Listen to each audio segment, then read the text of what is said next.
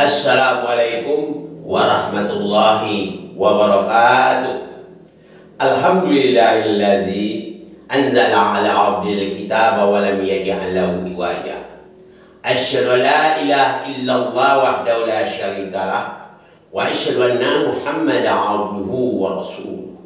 Allahumma sholli ala Muhammad wa ali Muhammad. Allahumma sholli ala Muhammad wa ali Muhammad. Allahumma sholli ala Muhammad wa ali Muhammad. Qala Allah Ta'ala fil Qur'anil Karim, a'udzu billahi minasyaitonir rajim. Bismillahirrahmanirrahim. Inna nahnu nazzalna dzikra wa inna lahu lahafizun. Dalam surah Al-Hijr ayat 9 atau surah yang ke-15 ayat 9. Allah katakan apa? Yang artinya sesungguhnya kamilah yang menurunkan Al-Quran dan kami pula yang memeliharanya.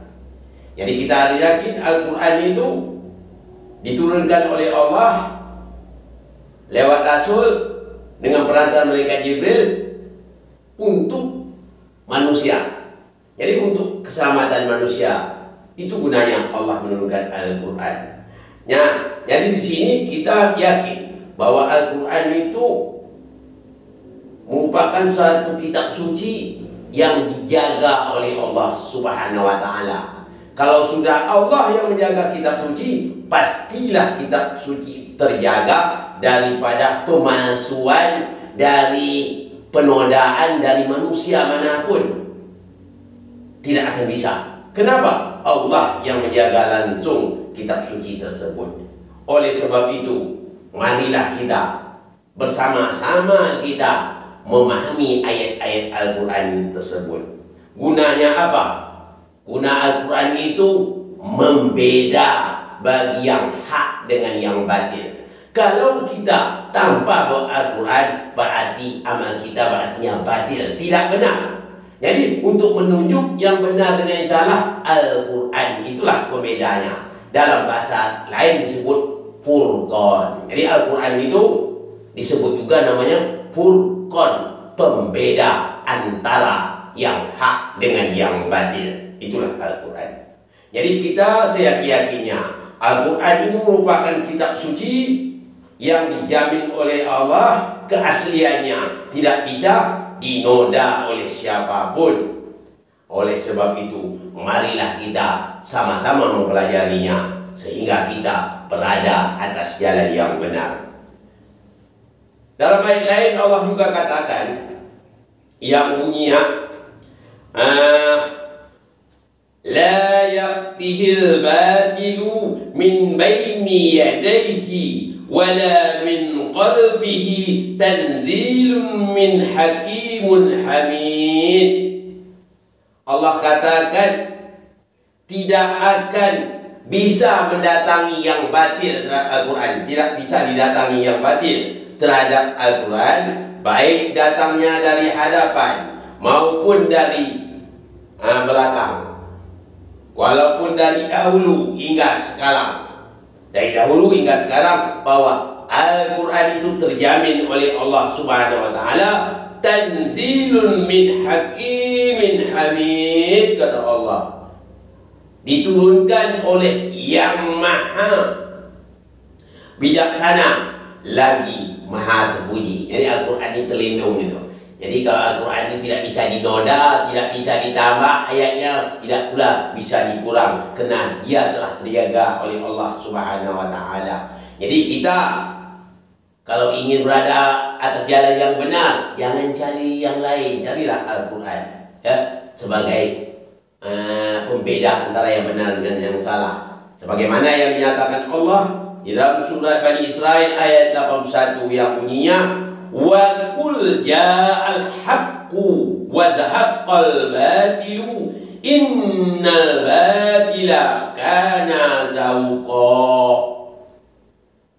Dan katakanlah telah datang yang hak, maka hancurlah yang batil. Sesungguhnya yang batil itu pasti akan hancur. Jadi kita kalau kita berpegang teguh kepada Al-Quran, jangan kita ragu. Siapapun hadapan, ya Nabi tidak akan perlu ragu. Al-Quran sudah terjamin dari Allah kebenarannya. Jadi kita itu yang paling penting. Kadang-kadang kita tahu Al-Quran tapi belum paham. Kadang-kadang itu tidak pula yakin. Itu yang paling payah. Maka terjadilah ragu dalam kehidupan ini. Seharusnya kita dalam hidup tidak boleh ragu. Harus kita dalam hidup istiqomah, tetap pendirian. Jadi salah satu supaya kita istiqomah, kita berpegang teguhlah kita dengan Al-Quran. Dalam ayat 17 atau surat Bani Israel, Allah ajar untuk kita berdoa. Wa qur rabbi adkhilni mudkhala sidqin wahridni mukhrajan sidqin waj'alni min ladunka sultanan nasira. Ya Rabb, masukkanlah aku suatu kebenaran, masukkanlah aku di tempat yang benar, dan juga keluarkanlah aku di tempat yang benar, dan berikanlah kepadaku kekuasaan di sisimu yang dapat menolong. Jadi kita bermohon kepada Allah, kita keluar dengan kita masuk kebenaran, kita masuk ke jalan kebenaran, dan keluar juga kita jalan kebenaran, dan memohon kepada Allah supaya kita diberikan Allah di sisi Allah satu kekuasaan yang dapat menolong kita. Itu yang kita doa setiap saat. Jadi di sini kita memohon kepada Allah Subhanahu wa taala semoga kita tetap bersama Al-Quran. Kalau kita tetap bersama Al-Quran, pastilah hidup kita selamat, sehingga kita nanti bertemu nanti kepada Nabi Muhammad Sallallahu Alaihi Wasallam beserta ahlul baitnya.